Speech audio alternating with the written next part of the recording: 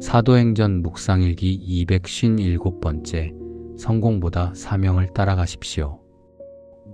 사도행전 20장 1절 말씀. 소동이 그친 뒤에 바울은 제자들을 불러오게 해서 그들을 격려한 뒤에 작별 인사를 하고 마케도니아로 떠나갔다.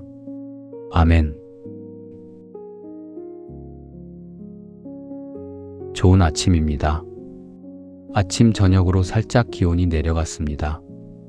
한낮에는 여전히 땀방울이 맺힐 만큼 무덥지만 그래도 해가 지고 나면 평상시보다 1, 2도 정도 기온이 내려간 것으로 꽤 시원함을 느끼게 되네요.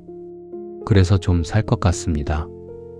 가만히 생각해보면 우리의 감사는 이처럼 아주 작은 것에서부터 시작되는 것 같아요. 거창하고 대단한 일이 아니어도 뺨을 스치는 작은 바람 한 점에 미소 지을 수 있다면 그것이 바로 행복이겠죠. 오늘도 그런 작고 소박한 감사가 넘쳐나는 하루가 되었으면 좋겠습니다.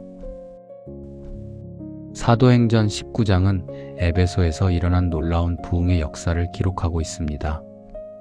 바울의 손수건이나 앞치마만 가져다 대어도 병이 낫고 악귀가 쫓겨나는 기적이 일어났죠. 수많은 사람이 주님께 돌아왔고 마술을 하던 사람들은 은 5만 잎이나 되는 값비싼 마술책들을 스스로 불태워 버렸습니다. 에베소의 상징과도 같은 아르테미스 신전이 상업적으로 타격을 받을 만큼 실질적 변화가 일어났습니다.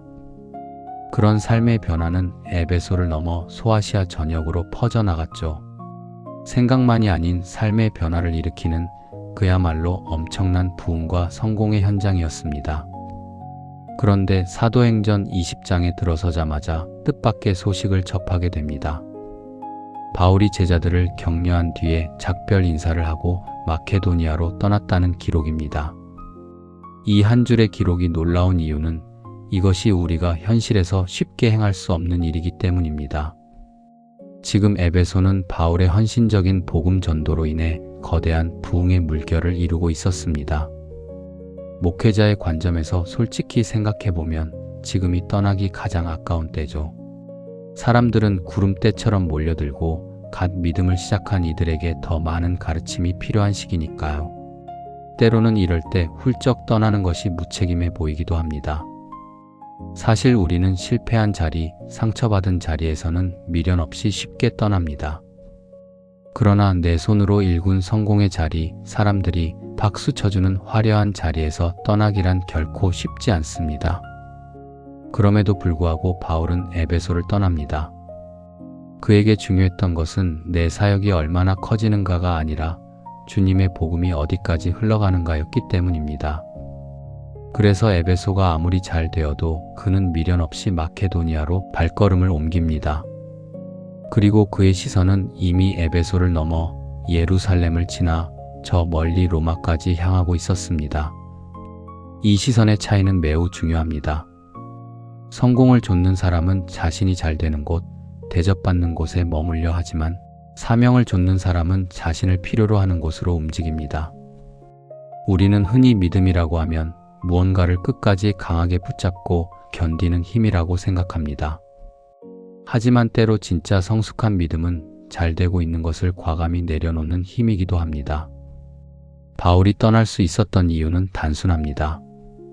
자신이 떠난다고 해서 에베소 교회가 무너질 것이라고 교만하게 생각하지 않았기 때문입니다.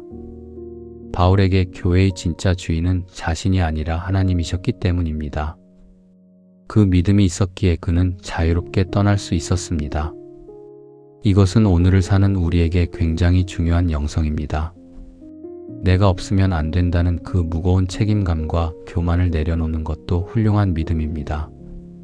가정에서도, 직장에서도, 그리고 교회에서도 마찬가지입니다. 내가 시작했다고 해서 내가 끝까지 붙들고 좌지우지해야만 하는 것은 아닙니다. 사도행전 19장에서 에베소 사람들은 자신들이 섬기던 우상과 마술책들을 불태워버렸습니다. 그런데 흥미롭게도 20장으로 넘어가면서 역설적이게도 바울은 자신이 이룬 가장 찬란한 성공마저 꽉 붙들지 않고 내려놓습니다. 저는 이 절묘한 연결을 우리 삶에 적용해 보고 싶습니다. 우상이라는 것은 반드시 아르테미스 신상처럼 눈에 보이는 조각상만을 의미하지 않습니다. 내가 힘들게 이룬 것, 내가 앉아있는 높은 자리, 사람들이 인정해주는 내 명성, 심지어 내가 성공했던 방식조차도 그것을 내 힘으로 붙들고 집착하기 시작하면 그 순간 무서운 우상이 될 수 있습니다. 하나님은 우리에게 부끄러운 실패와 죄악만 내려놓으라고 하시지 않습니다. 때로는 내가 가장 자랑스러워하는 성공과 기득권마저도 겸손히 내려놓으라고 요구하십니다. 그래서 저는 사도행전 20장 1절의 말씀을 오늘 우리를 향한 이런 주님의 음성으로 읽고 싶습니다. 에베소에서 잘했으면 그것으로 충분하다. 이제 마케도니아로 가거라.